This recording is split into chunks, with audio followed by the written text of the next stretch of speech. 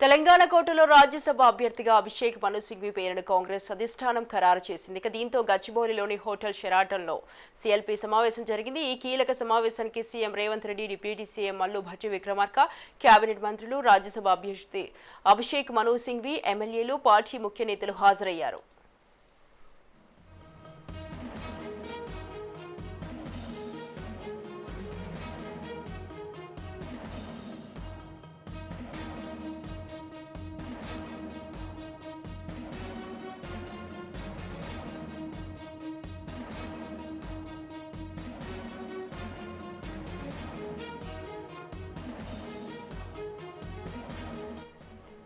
మను Singhvi Rajya Sabha అభ్యర్థిత్వాన్ని Congress high command ఆమోదించినందుకు ధన్యవాదాలు తెలుపుతూ CLP భేటీలో తీర్మానం చేశారు. ఇవాళ మను సింఘ్వి ఉదయం 11 గంటలకు నామినేషన్ దాఖలు చేయనున్నారు.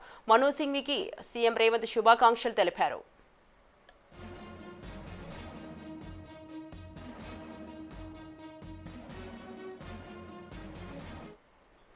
రైట్, ఇక తెలంగాణ కోటలో రాజ్యసభ అభ్యర్థిగా అభిషేక్ మను సింఘ్వి పేరును కాంగ్రెస్ అధిష్టానం ఖరారు చేయడం జరిగింది. దీంతో గచ్చిబౌలిలోని హోటల్ షెరాటన్లో సీఎల్పీ సమావేశం జరిగింది.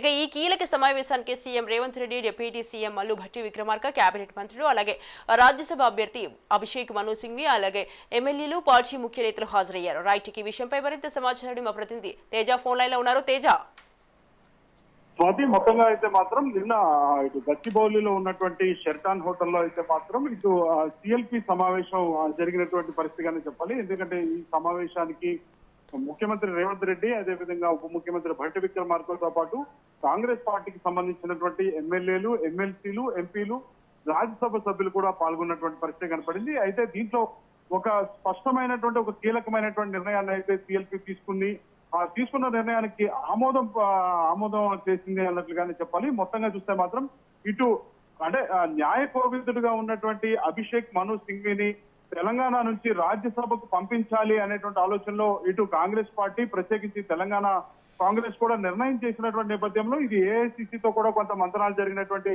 నేపథ్యం కనిపించింది. మొత్తంగా ఏఐసిసి ఆదేశాల మేరకు ఇటు తెలంగాణ కాంగ్రెస్ పార్టీ, ప్రత్యేకించి సిఎల్పి అయితే మాత్రం అభిషేక్ మను సింఘ్విని రాజ్యసభ సభ్యుడిగా కూడా ఆమోదిస్తూ కూడా తీర్మానం చేసినటువంటి పరిస్థితి కనబడింది. అయితే గత కొద్దిసేపటి క్రితమే అభిషేక్ మను సింఘ్వి ఇటు అసెంబ్లీకి చేరుకున్నారు.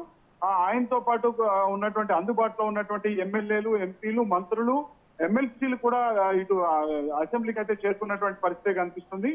సో మొత్తంగా అయితే మాత్రం మరి కాసేపట్లో ఆయన అభిషేక్ మను సింఘ్వి రాజ్యసభ సభ్యుడిగా కూడా కాంగ్రెస్ పార్టీ తరఫున నామినేషన్ అయితే దాఖలు చేయబోతున్నారు.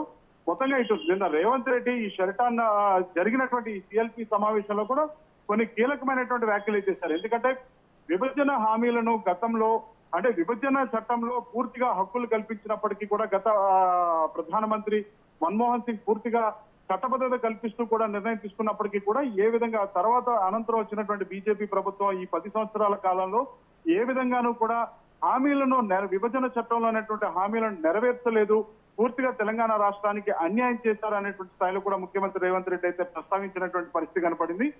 అందువల్ల అంటే న్యాయ కోవిదుడిగా ఉన్నటువంటి అభిషేక్ మను సింఘ్వి అయితే ఇటు రాజ్యసభలోను, అదేవిధంగా సుప్రీం కోర్టులోను తెలంగాణ తరఫున, తెలంగాణకు జరుగుతున్నటువంటి అన్యాయం తరఫున పూర్తి స్థాయిలో వాదించగలుగుతారు, వాదనలు వినిపించగలుగుతారు అనేటువంటి నేపథ్యంలోనే అభిషేక్ మను సింఘ్విని రాజ్యసభ సభ్యుడిగా కూడా ఆయన్ని రాజ్యసభ అభ్యర్థిగా కూడా ఆయన్ని ఆమోదించినట్లుగా రాజ్యసభ సభ్యుడిగా ఆయన్ని ఆమోదించి తీర్మానించినట్లుగా కూడా ఇటు ముఖ్యమంత్రి రేవంత్ రెడ్డి చెప్పినట్టుగానే మనం చెప్పాలి. Right, thank you Teja, thanks for the details.